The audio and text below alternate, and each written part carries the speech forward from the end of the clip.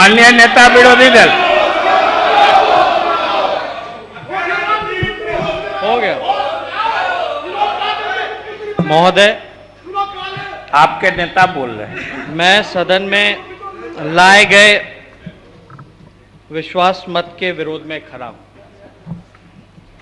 मैं विरोध में इसलिए खड़ा हूं महोदय क्योंकि 2015 का जो मैंडेट मिला था, जिन गरीब गुरबाओं ने, पिछड़े वर्ग, अति पिछड़े वर्ग, दलित वर्ग, महादलित वर्ग, अल्पसंख्यक वर्ग, प्रगतिशील वर्ग ने जो जनादेश देने का काम किया था, वो जनादेश महागठबंधन को देने का काम किया था और भाजपा के खिलाफ मैंडेट था। मेरा मानना है कि आज भाजपा के साथ मिलकर के जो सरकार बनाया गया, ये लोकतंत्र की हत्या है और बिहार के तमाम जनता के साथ ये धोखा हुआ है महोदय।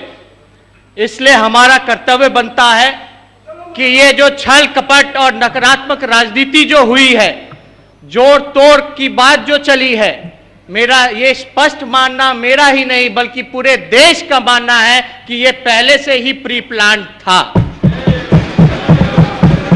मैं कुछ पीछे जाकर के पहले की बातें मैं बताना चाहूंगा और मैं सदन के नेता के तरफ से जवाब की अपेक्षा करूंगा कि पूरा देश और बिहार की जनता इन सवालों का जवाब मांग रही है। महोदय, आपको पता होगा 16 जून 2013 से 26 जुलाई 2017 ये बिहार की जनता जानना चाहती है, इन 4 सालों में बिहार का समय क्यों बर्बाद किया गया। जब पहले ही भाजपा के साथ थे तो 4 साल में 4 सरकारें बनाई गई महोदय, और सरकार बनाने के बाद जो समय जो व्यर्थ किया गया, किस प्रकार से बार बार सरकार बनती है, बिगड़ती है, अधिकारी को समय नहीं मिल पाता, कंफ्यूज रहते हैं। तो ये जो 4 साल जो बिहार का विकास का जो नुकसान हुआ है, ये बिहार की जनता इसका जवाब मांगना चाहती है कि 4 सरकारें जो बदली हैं, 4 नए सरकारें का गठन जो हुआ, ये क्यों हुआ, किसके लिए हुआ, या केवल एक व्यक्ति विशेष का इंडिविजुअल मामला होकर के या इंडिविजुअल के कारण ये 4 जो सरकारें बनी, ये बना, ये बिहार की जनता जानना चाहती है। साथ ही साथ महोदय, आपको हम बताना चाहेंगे कि इसका कारण क्या था 4 साल का। क्या इसका कारण बीजेपी था, 4 बार जो सरकार बनाने की जो बात आई? क्या इसका कारण आरजेडी था, या इसका कारण मांझी जी थे या नीतीश जी थे? ये बिहार की जनता सब लोग जानती है, लेकिन ये बताना चाहिए सदन को कि इसका जिम्मेवार कौन था। 4 साल समझिए कि कितना बड़ा नुकसान बिहार की जनता को हुआ, एक इंडिविजुअल को छवि बनाने के लिए, एक बेनिफिट पहुंचाने के लिए। और ये ड्रामा लगातार इतने सालों से चलता रह रहा है, ये हम लोगों के समझ के परे है। कभी भाजपा के लोग इधर बैठते हैं, कभी भाजपा के लोग उधर बैठते हैं, कभी हम उधर बैठते हैं, कभी हमको यहां बैठना पड़ता है। तो यहां लोकतंत्र का बात की जाती है, डेमोक्रेसी की बात करती है, तो जनता मालिक होती है। जब जनता ने एक सरकार को चुनने का काम किया, महागठबंधन को मैंडेट देने का काम किया, तो ये तो 5 साल चलना चाहिए था, लेकिन ये क्यों नहीं चला? और हम तो बीजेपी के लोग यहाँ मौजूद हैं, साथ सरकार में हैं, हम उनसे भी पूछना चाहेंगे कि आपको 2013 में नीतीश कुमार जी ने सारे मंत्रियों को बर्खास्त क्यों किया? इसका क्या कारण था? क्या आप लोगों ने भ्रष्टाचार किया था? क्या आप लोगों ने इंटरफेरेंस सरकार में करने का काम किया था? इसका जवाब आप भाजपा के लोगों को देना चाहिए। दूसरा, कितनी भद्दी भद्दी गालियां आप लोगों ने, अपनी मनपसंद की गालियां माननीय मुख्यमंत्री जी को देने का काम किया।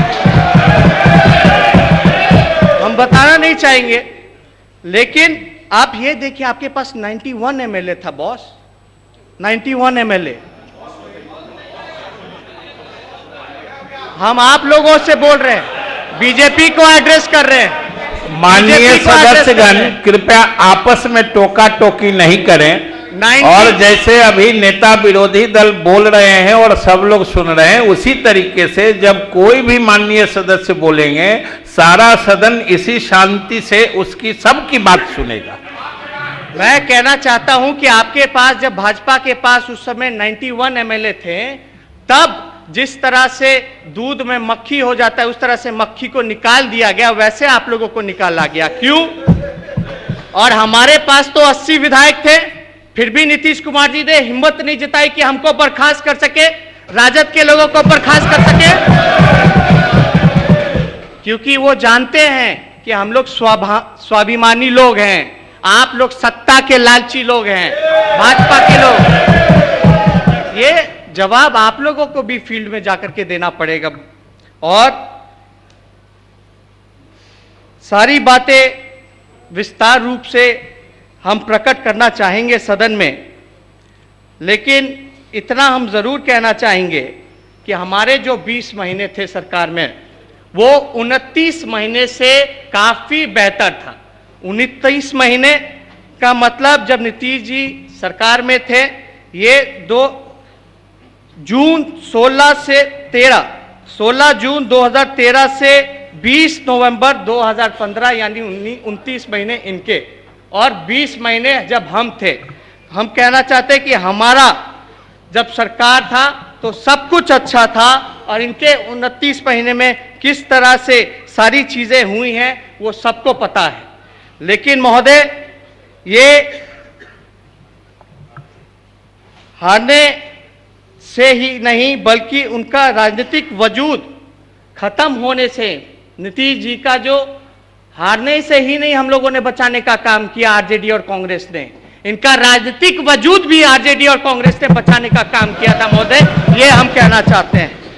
हम ये कहना चाहते हैं कि जहां तक छवि की बात है, जहां तक विकास पुरुष की बात है, तो जब जब ये विकास पुरुष अकेले चुनाव लड़े, और ये पूरा देश जानता है कि नीतीश जी का कितना बड़ा आधार है बिहार की राजनीति में। आपको कुछ आंकड़ा हम गिनाना चाहेंगे।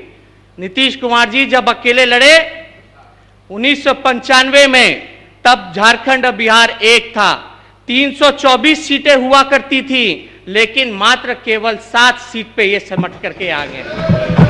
और ज्यादा दूर नहीं जाना है, 2014 के इलेक्शन में महोदय, 2014 के इलेक्शन में, लोकसभा के चुनाव में, जब ये जदयू अकेले लड़ा था, तो केवल मात्र 2 सीट पे ही सिमट के रह गए। शायद ये इनके छवि का ही असर है, इनके जो काम का ही शायद असर है। जो बिहार की जनता, जब जब नीतीश कुमार जी अकेले लड़ते हैं तो इक्का दुक्का सीट पे ही सिमट के रह जाते हैं। इनको कहीं ना कहीं या तो भाजपा के तरफ या तो आरजेडी की तरफ आना पड़ता है। तो कौन सी सिद्धांत, कौन सा विचारधारा, कौन सी नैतिकता, ये बिहार की जनता जानना चाहती है नीतीश कुमार जी से और मुख्यमंत्री जी से। ये कौन सा विचारधारा है महोदय? जो आरोप हम पे लगे, हमारे परिवार पे लगे, ये 4 महीने 5 महीने से सुशील मोदी जी बैठे हैं, ये लगातार आरोप लगाते रहे। जब आरोप लगा तो जदयू के लोग खामोश क्यों थे? उस समय जीरो टॉलरेंस की नीति नहीं थी। सुशील मोदी जी के कहने के अनुसार तो वो कहते थे कि बड़ा उनके पास सबूत है। तब जदयू के प्रवक्ता कुछ दिन पहले तक अमरूद खाते रहे, चुप्पी साधी रखी, क्यों नहीं तब कोई कुछ बोला। और ये आरोप एक राजनीतिक षड्यंत्र के हिसाब से, पॉलिटिकल वेंडेटा के हिसाब से, एकमात्र एक्सक्यूज कि नीतीश जी भाजपा में क्यों कैसे जाएं, इसका एक्सक्यूज ढूंढने के लिए ये सुनियोजित ढंग से पहले से ही ये कार्यक्रम इन लोगों का चल रहा था, मिली भगत थी कि किस प्रकार से महागठबंधन छोड़े और भाजपा में जाने का काम करें। पूरी तरीके तरीके से प्लानिंग की गई महोदय। और इस प्लानिंग में जो परसों रात जिस तरह से बातें हुई, तुरंत हड़बड़ में जिस प्रकार से माननीय मुख्यमंत्री जी ने रिजाइन दिया, इसका हमको बहुत दुख है। हमको इसका इसलिए दुख है कि जो महागठबंधन के जो कार्यक्रम चल रहे थे और 2 साल इनके अंतर्गत हमने काम किया, और सच बताएं तो हमारा कभी भी मुख्यमंत्री जी पे या आरजेडी का या हमारे नेता लालू जी का कभी भी कोई ऐसा दबाव नहीं रहा। हमने पूरे विश्वास के साथ इनको मुख्यमंत्री बनाने का काम किया, सिंगल लार्जेस्ट पार्टी होने के बावजूद भी। और मुख्यमंत्री जी हमको हमेशा कहा करते थे, अशोक चौधरी जी भी को भी कहा करते थे कि अब आप ही लोग भविष्य हैं, आप लोगों को लड़ना है। लेकिन लड़ना किससे है? किससे ये कहते थे? इनका मतलब क्या था? संघियों से, भाजपा से। और ये भी बोलते थे कि ये लोग बहुत बड़े साजिश करता है, इन लोगों से आप लोग बच के रहिएगा और देश को भी बचाने का काम कीजिएगा आगे। हम लोगों को तो उम्र खत्म हो गया, राजनीति समाप्त हो गया, अब आप ही लोगों को देखना है। तब क्या आज क्या बात आ गई? आज क्या बात आ गई? देखिए सुशील मोदी जी हंस रहे। आपको शर्म नहीं आया सुशील मोदी जी कि आप सत्ता में आ गए? आपको अपमानित महसूस नहीं हुआ? आपको अपमानित महसूस नहीं हुआ?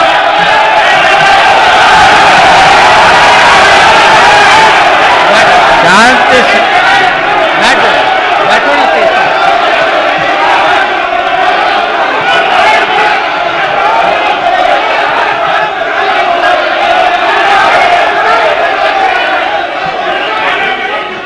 अच्छा ठीक है, बैठ जाइए। बैठ जाइए। अब तो सरकार में है, सभी अब तो सरकार में है, अब तो सरकार में सुनने की आदत डाल लीजिए। बैठ जाइए। महोदय, ये शर्म कोई अनपार्लियामेंट्री वर्ड तो है नहीं, शर्म कोई अनपार्लियामेंट्री वर्ड तो है नहीं।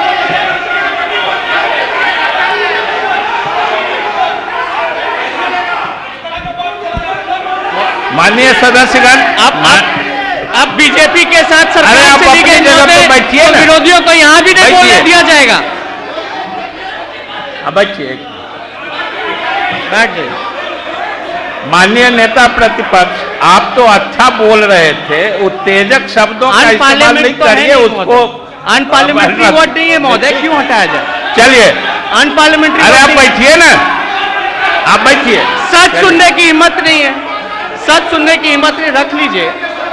आपको समय मिलेगा बोलिएगा, आपका समय अलॉट है, आप बोलेंगे, आपके नेता बोलेंगे, बोलने दीजिए। नौजवान की आवाजों को दबाया जाता है, युवाओं का आप लोग विरोध करते हैं, बोलने दीजिए।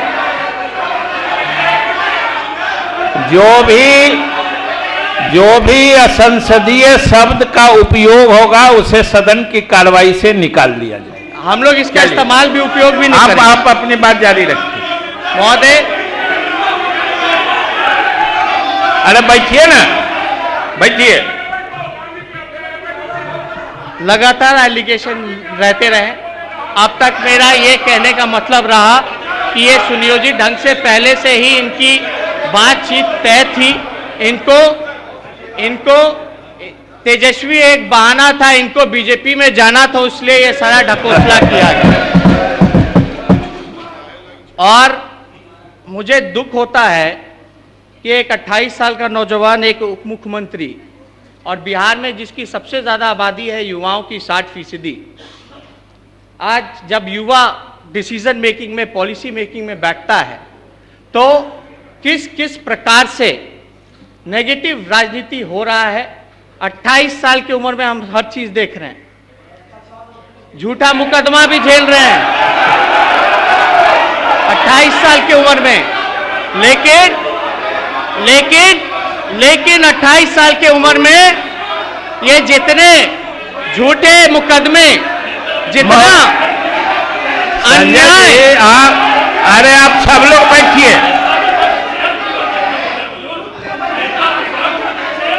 महोदय, आप क्या गलत बोल दिया?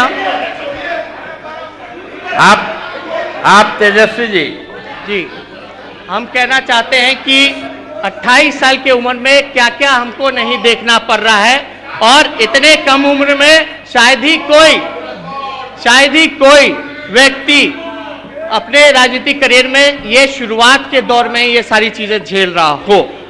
मेरा कहने का मतलब है कि जितने युवा, हम जैसे युवा जो राजनीति में आना चाहते हैं, जो स्वच्छ राजनीति करना चाहते हैं, जो अपने राज्य का विकास करना चाहते हैं, देश को प्रगति के ओर ले जाना चाहते हैं, वो आज दुखी होगा, उदास होगा, मायूस होगा कि देखो नौजवान को मोहरा बना करके कोई अपनी छवि बनाने में लगा हुआ है, कोई अपनी राजनीति चमकाने में लगा हुआ है। ये बिहार की जनता और देश का नौजवान ये देखने का काम कर रहा है। इसका जवाब आप लोगों को, बिहार की जनता और देश की जनता को देना पड़ेगा कि ऐसे युवा जो राजनीति करना चाहते हैं, स्वच्छ राजनीति करना चाहते हैं, ईमानदारी से अपना काम किया 2 सालों में, वो माननीय मुख्यमंत्री जी जानते हैं।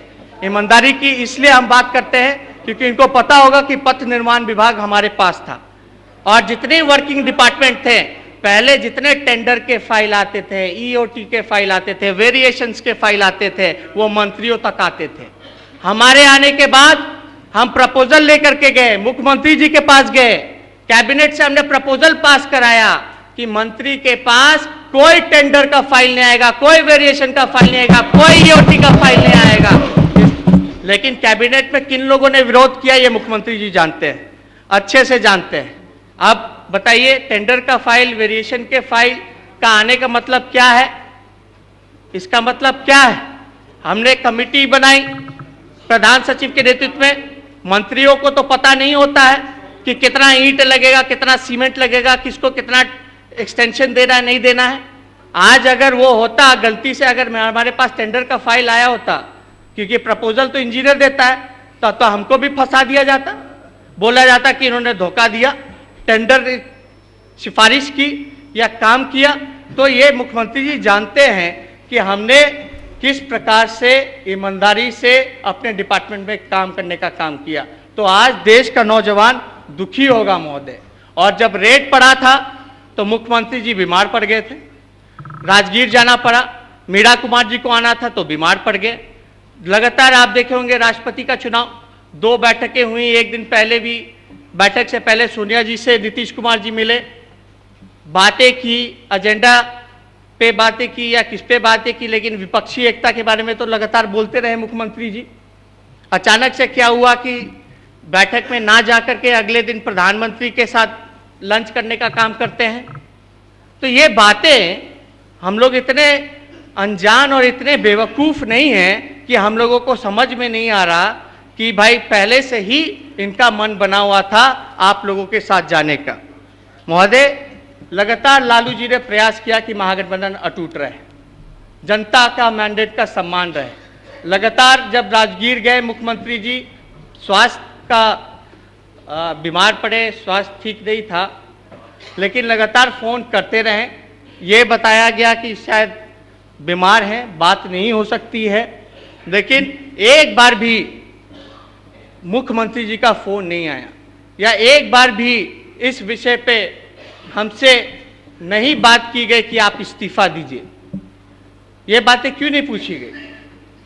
नीतीश कुमार जी भी यहाँ बैठे, हम 40 मिनट इनके कमरे में भी बैठे रहे, यही बात हो रही थी कि एक्सप्लेनेशन आप दे दीजिए, जो माहौल है इसमें एक्सप्लेनेशन दीजिए, आपके लिए भी ठीक रहेगा। और आपको पता होगा उस रेजिग्नेशन तो हमसे मांगा ही नहीं गया, तो उस पर बात ही क्यों की गई? भाजपा तो कोई आरोप लगाता रहा, कितने और भी आरोप इन 2 सालों में नीतीश जी पे और जदयू के लोगों पर लगाया गया, क्या उस पर संज्ञान लिया गया कि नहीं लिया गया? तो हम इन सारे विषयों में नहीं जाना चाहते। मेरा यही कहने का मतलब है महोदय कि हमारी कोशिश लगातार रही कि महागठबंधन एक रहे, अटूट रहे। और जब नीतीश कुमार जी को मैंने साफ तौर पे ये भी कहा, इतने विश्वास के साथ, भरोसे के साथ, नीतीश जी आप बताइए कि हम इसमें क्या क्या कर सकते हैं, हम किसको जवाब दें और क्या जवाब दें, आप ये भी ड्राफ्ट करके हमको दे दीजिए, हम बोलने के लिए तैयार हैं। इतना कुछ हमने कहा मुख्यमंत्री जी को, लेकिन मुख्यमंत्री जी को शायद कंपनी के बारे में जानकारी नहीं है, क्या है नहीं है, जानकारी नहीं थी या क्या था। लेकिन हमने ये भी बोला कि जो एफआईआर हम पे हुआ है, हमारे परिवार के ऊपर हुआ है, इसमें कई त्रुटियां हैं, कई गड़बड़ियां हैं महोदय। अगर जो हमने जितने भी एडवाइस लिए हैं, लीगल एडवाइस लिए हैं, उनका यही कहना था कि अगर आप इसको आप लोग बोलिएगा तो इसमें जितनी त्रुटियां हैं बाद में, क्योंकि केंद्र की एजेंसियां हैं महोदय, बीजेपी की सरकार है, वहाँ कई चीज़ें जो है एफआईआर में मेकअप कर लेगी। उसलिए लीगल प्लेटफॉर्म से हमसे जहां पूछा जाएगा हम तो तैयार है बोलने के लिए, उससे हमको इनकार कहाँ करना है। लेकिन ये बताइए कि 2 साल में हम लोगों ने कौन सा ऐसा गलत काम किया, कौन सा ऐसा अपराध किया कि आज ये करने की नौबत आ गई। सही ढंग से हम लोगों ने विकास की बातें की, विकास का काम किया, बिहार को ऊंचाइयों तक ले जाने की बात की, नौजवानों को हमने जोड़ने का काम किया। हम लोग तो हमेशा नौजवानों के प्रति चिंतित रहे, पिछड़े वर्ग, दलित पिछड़े वर्ग, आपको पता है स्टूडेंट क्रेडिट कार्ड। और थोड़ा समय दिया जाए महोदय, अभी तो शुरुआत है, अभी कई एक ऐसी चीजें जो बोलनी है वो हमको कहना है, लेकिन समय सीमा देखनी पड़ती है। आज हम लोगों का दिन होना चाहिए। बोलिए, आप बोलिए महोदय। ये हम कहना चाहते हैं कि ये जितना ढकोसला हुआ, ये केवल और केवल एक इंडिविजुअल के छवि को लेकर के बनाने के चक्कर में ये हुआ, और नरेंद्र मोदी जी का भाषण तैयार करने के लिए कि बिहार किस मुंह से आएंगे, क्योंकि उन्होंने तो वादे पूरे नहीं किए, और अमित शाह ने तो कह दिया था कि भाई वो जुमला था। हम लोग तो रोजगार के लिए बोलते थे कि 2 करोड़ नौजवानों को रोजगार दो, 15-15 लाख रुपए हर एक के अकाउंट में दो, काला धन लाओ। आप तो वहां से जाइए, स्विस बैंक से लेकर के आइए, याद दिलाते थे, गंगा सफाई योजना की बात करते थे, मेक इन इंडिया का क्या हुआ वो बताइए। जितनी योजनाएं थी, या नोटबंदी में कितने नोट छपे, कितने पुराने नोट जब्त हुए, कैसे उनको नष्ट किया जाए, कोई हिसाब नहीं है। पहले तो एक दिन पे रिपोर्ट आता था, इतना जमा हो गया, इतना जमा हो गया। लेकिन ये दुनिया का पहला खजांची होगा आरबीआई, जिसको ये नहीं पता कि कितने नोट छपे, कितने नोट रद्द कैसे किया गया, कितना उस पर खर्चा किया गया। तो ये जवाब हम मांगते रहे, लेकिन बिहार किस मुंह से आते हैं। हम लोग तो मांग रहे थे बिहार को स्पेशल स्टेटस दो, स्पेशल पैकेज दो, जो घोषणा आ रहा में आप लोगों ने बिहार की बोली लगाने का काम किया था। आज उस समय बिहार की बोली लगाई गई, आज हो सकता है बीजेपी ने मुख्यमंत्री जी का और जेडीयू का भी बोली लगा दिया हो।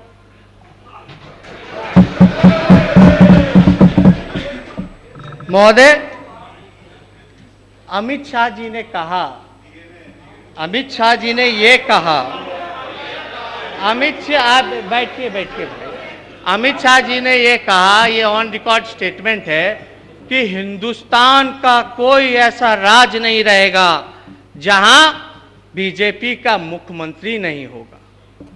आज भले जदयू सबसे गठबंधन में अपने एनडीए में बड़ी पार्टी हो बिहार में, लेकिन जदयू की जो विचारधारा है उससे विपरीत मुख्यमंत्री जी जदयू के नेता निकले। जदयू की ये लड़ाई थी कि पिछड़े वर्गों के लिए, दलितों के लिए, अल्पसंख्यकों के लिए वो लड़ाई लड़ने का काम करेंगे, जो अंतिम पैदान पे जो व्यक्ति खड़ा है उसकी बात करने का काम करेंगे। लेकिन उनको ठग करके आज भाजपा के साथ ये लोग चले गए। ये साफ जाहिर होता है कि ये पिछड़े विरोधी हैं, दलित विरोधी हैं, अल्पसंख्यक विरोधी हैं। और महोदय, बातें कई की गई, विशेष पैकेज तो अब तक मिला नहीं। ये 4 साल अगर बर्बाद नहीं किया होता तो हो सकता था कि विशेष पैकेज भी मिल गया होता, तो इसका जवाबदेही कौन देगा। हो सकता विशेष राज्य का दर्जा भी मिल गया होता, इसका जवाबदेही कौन है। अफसर कंफ्यूजन में रहते हैं कि किसकी सरकार आएगी तो किस पे क्या कार्रवाई हो जाएगी, काम नहीं कर पाते ठीक से। ऐसे भी अधिकारियों की इतनी कमी है सरकार में, हम लोग खुद मंत्री रह करके भोग चुके हैं। इंजीनियरों की कमी है, डॉक्टरों की कमी है, ये इसका जवाब कौन देगा। तो इन सब चीज़ों पे खैर हम लोगों को तो आगे भी करते रहना है, हम लोगों को तो मैदान में भी जाना है, जनता को भी सारी बातें करनी है। लेकिन ये बताइए महोदय, लालू जी पे तो पहले से फॉर्डर केस चल रहा था, फॉर्डर स्कैम का, वो तो पहले से ही टेंटेड थे। तो क्या इनको पता नहीं था कि आरजेडी करप्ट पार्टी है, या लालू जी पे जो आरोप लगे हैं वो करप्शन का लगा है? तब क्यों ये आए? जब इनका वजूद खत्म हो गया था तब हमारे पास क्यों आए? तब हमारे साथ सरकार क्यों बनाने का काम किया? महोदय, चंपारण सत्याग्रह गांधी जी का 1.25 साल शताब्दी हम लोग मनाने का काम किए मुख्यमंत्री जी के साथ, हमको लेके गए मुख्यमंत्री जी। ऐसा नहीं है कि कुछ हमको ये सारी चीज़ें हमको बुराई लगती है, ऐसा नहीं था। लेकिन अब वहाँ बैठ गए हैं, जिनके साथ बैठ गए हैं, या हो सकता था जो चेहरा, जो असली चेहरा जो अंदर था वो बाहर उस समय नहीं था, इसलिए हम भी कंफ्यूज कर गए थे। अब सामने आ गया है। लेकिन ये बताइए, बापू के हत्यारों के साथ, जिन्होंने चंपारण की बात की, सत्याग्रह बनाने की बात की, गांधीवादियों को बुला करके यहाँ ज्ञान भवन में हम लोगों ने इतना बड़ा आयोजन किया, क्या क्या बातें आपने मुख्यमंत्री जी उस समय कहा था। आज क्या परिस्थिति बनी कि आज एक तरफ गांधी के हत्यारे के साथ आप गले मिलने का काम किए हैं। आपकी दोहरी नीति है। ये कौन सा विचारधारा, कौन सी सिद्धांत, ये कौन सा विचारधारा, कौन सा सिद्धांत।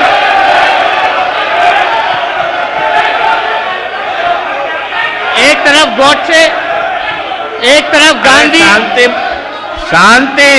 हम तो ये कहना चाहते हैं, हम तो ये कहना चाहते हैं कि मुख्यमंत्री जी ने केवल और केवल गांधी जी का भी इस्तेमाल करने का काम किया है, उनको भी इस्तेमाल करने का काम किया है, कोई विचारधारा नहीं। महोदय, संघ मुक्त भारत की बात बोलने दीजिए, पूरी बातों को रखने दीजिए। आज संघ मुक्त भारत की बात। भाई वीरेंद्र जी, ललित जी, अरे बैठिए, अरे बैठिए, विजय सिन्हा जी आप लोग मत बैठिए। बोलिए, उन लोगों को बोलने दीजिए। हम अकेले काफी है, आप लोग बैठे रहिए।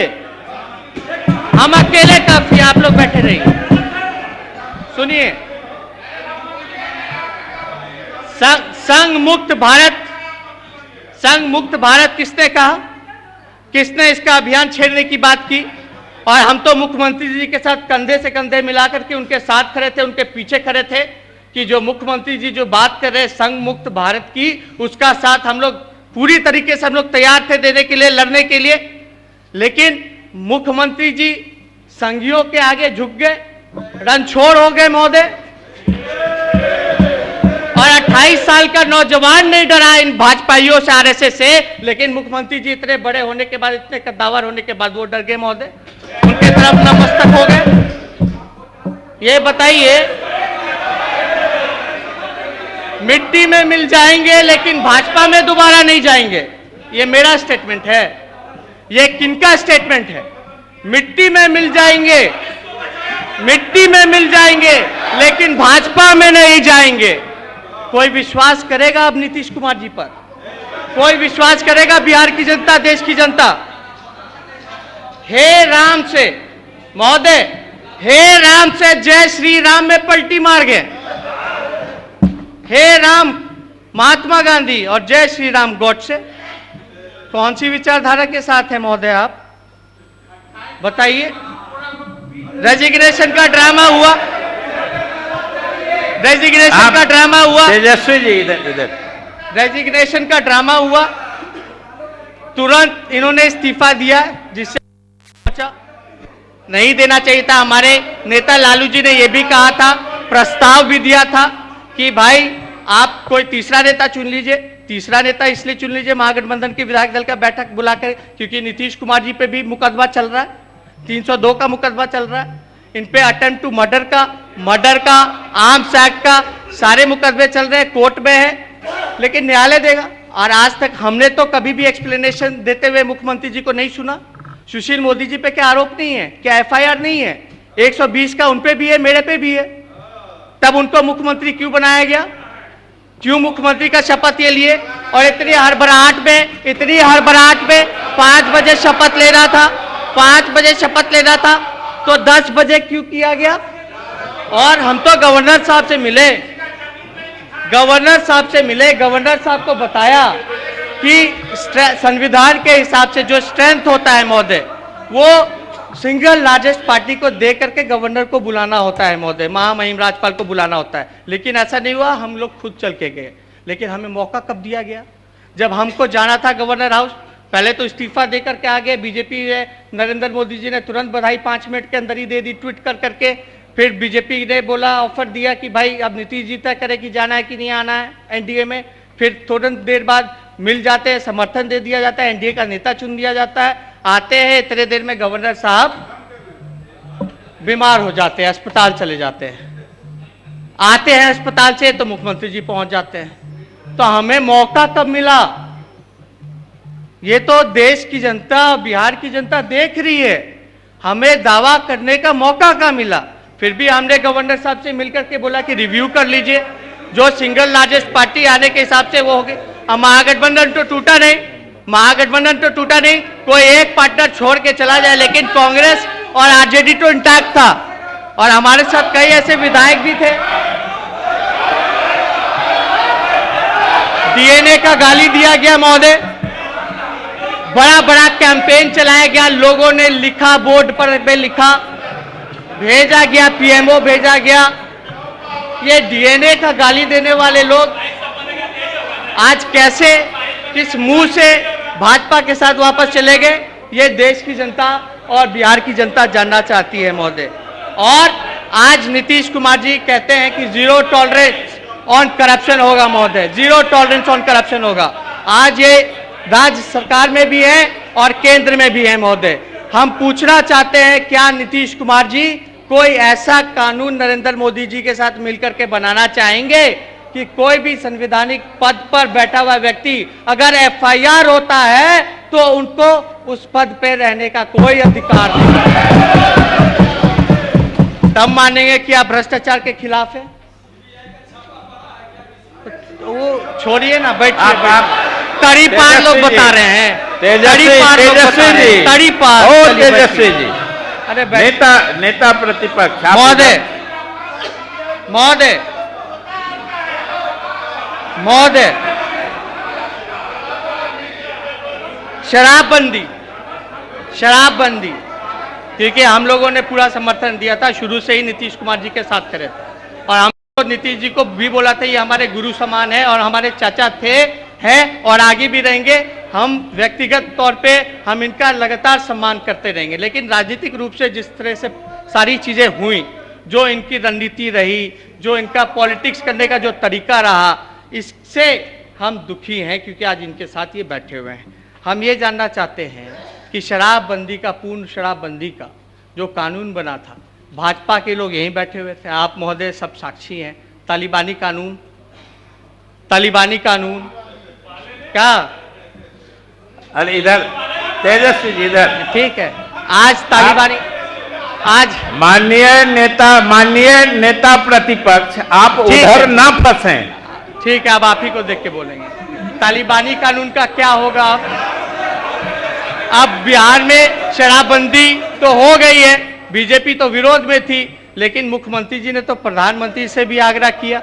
जब यहाँ गुरु नानक जी की, जब ये सारा इवेंट चल रहा था, गुरु गोविंद सिंह जी की, तब प्रधानमंत्री जी आए थे, तब मुख्यमंत्री जी ने साफ तौर पे कहा था कि प्रधानमंत्री जी को कि पूरे देश में आप लागू कीजिए।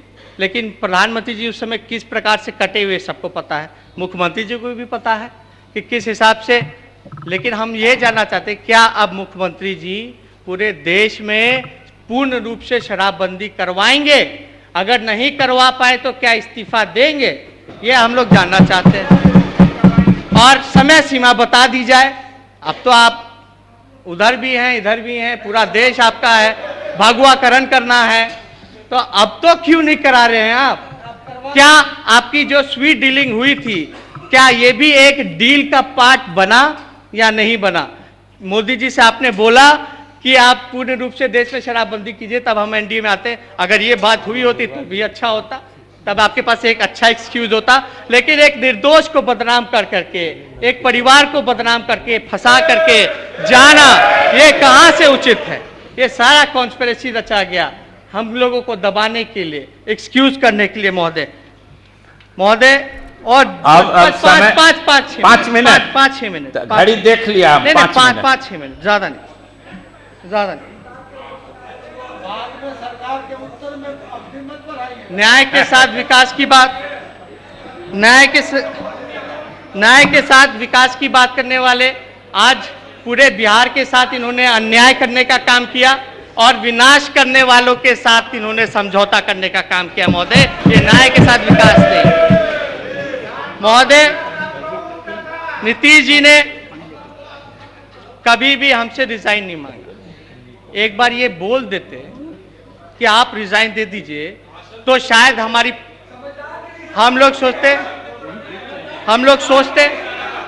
लोग हो सकता था अगर खुद बोलते, लेकिन माहौल ऐसा झूठा बनाया गया प्रवक्ताओं का। हमको तो यही लगता था कि नीतीश कुमार जी नहीं चाहते कि हम रिजाइन दें, हमको तो यही लगता था, क्योंकि उन्होंने तो कभी बोला नहीं था। और मीडिया में जो बातें चलती है, मुख्यमंत्री जी तो कहते हैं कि उन बातों को गौर नहीं करते, ऐसी चीजें वो सुनते नहीं है। तो हमें तो पूरा लग रहा था कि ये नहीं चाहते कि हम इस्तीफा दें। मांगा ही नहीं गया तो इस्तीफा देना है ना देना की बात कहाँ आ गई। लेकिन इनको क्या दुविधा हुई कि भाई कौन सा ऐसा प्रेशर हम लोग डाल रहे थे या ऐसी कोई बात कर रहे थे कि भाई आप चले जाइए बीजेपी में, या महागठबंधन छोड़ने की मजबूरी थी। ऐसी तो कोई बात ही नहीं थी महोदय। हम ये कहना चाहेंगे कि हम पे आरोप लगा, आरजेडी पे आरोप लगा, लालू जी पे आरोप लगा कि तेजस्वी यादव के चक्कर में, पुत्र मोह के चक्कर में लालू जी ने ये महागठबंधन तोड़ा। हम तो कहना चाहते पुत्र मोह का कोई चक्कर नहीं था। पुत्र मोह होता तो मुख्यमंत्री हमको बनाया जाता और नीतीश जी से हम मिलते भी नहीं। हमने सांप्रदायिक शक्तियों को रोकने के लिए गठबंधन किया था महोदय।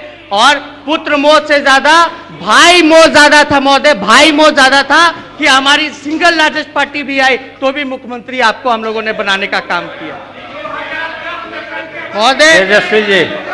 तेजस्वी जी अब 1 मिनट, आप 5 मिनट भी नहीं हुआ महोदय, हम देख रहे हैं। 3 मिनट हुआ है महोदय, 1.5 मिनट। अभी 3.5 मिनट और बोल लेने दीजिए। हम ज्यादा कुछ नहीं कहेंगे, सारी बातें मोटा मोटी तौर पे आ ही गया है महोदय। लेकिन जो बीजेपी के लोग और आरएसएस के लोग और गौ रक्षक लोग जो आज देश में सर्टिफिकेट घूमते फिर रहे हैं कि कौन नेशनलिस्ट है कौन एंटी नेशनलिस्ट है। आज मुख्यमंत्री जी पहले एंटी नेशनलिस्ट थे बीजेपी के लिए, आज बीजेपी में जाने के बाद वो नेशनलिस्ट हो गया। ये अब तक बुरे थे मुख्यमंत्री जी, मतलब जो भाजपा के खिलाफ बोलेगा और जो सच्ची बात बोलेगा वो एंटी नेशनलिस्ट हो जाता था, लेकिन अब नेशनलिस्ट हो गए हैं। अब तो वो बात आएगी नहीं। जो लिंचिंग चल रहा है पूरे देश में, इस पे मुख्यमंत्री जी कुछ बोलेंगे नहीं। और बीजेपी ऐसे लोगों पर कितने आरोप लगे, कितने आपके ऐसे मुख्यमंत्री हैं, चाहे योगी आदित्यनाथ पे कितने संगीन मामले रहे, क्या मुख्यमंत्री जी उनको भी हटाने का काम करेंगे, रिक्वेस्ट करेंगे मोदी जी से? केशव प्रसाद मौर्य का रिजिग्नेशन लेंगे, वसुंधरा राजे का लेंगे, शिवराज चौहान का लेंगे, या अनेकों ऐसे बीजेपी में हेडक्वार्टर में या यहाँ के कितने केंद्र मंत्री, गिरिराज सिंह के यहाँ बैठिए ना, अब खत्म कर रहे हैं। इसमें तो कुछ बोले नहीं हम। गिरिराज सिंह के यहाँ करोड़ों रुपए मिलते हैं घर से, हमारे यहाँ से तो कुछ नहीं मिला, लेकिन गिरिराज सिंह के यहाँ से करोड़ों रुपए मिलते हैं। तो क्या हम दो बात बोल करके हम स्पष्ट करते हैं, दो बातें हम ये कहना चाहते हैं। आज तमाम सारे विधायकों से हम अपील करना चाहते हैं, सारे विधायकों से हम अपील करना चाहते हैं, खास करके जदयू के विधायकों से हम अपील करना चाहते हैं कि जिन लोगों ने गरीब गुरबा ने सामाजिक न्याय और धर्मनिरपेक्षता और देश बचाने की बात और बीजेपी भगाने की बात की थी, वो ऐसे मैंडेट जो लिया उन लोगों ने, उन विधायकों ने, आज उनके गरीब पिछड़ों दलितों और अल्पसंख्यकों के मैंडेटों का आप लोग ख्याल रखने का काम कीजिए, अपमान करने का काम मत कीजिए। कोई डरने की जरूरत नहीं है किसी से, हम लोग आप लोगों के साथ खड़े हैं।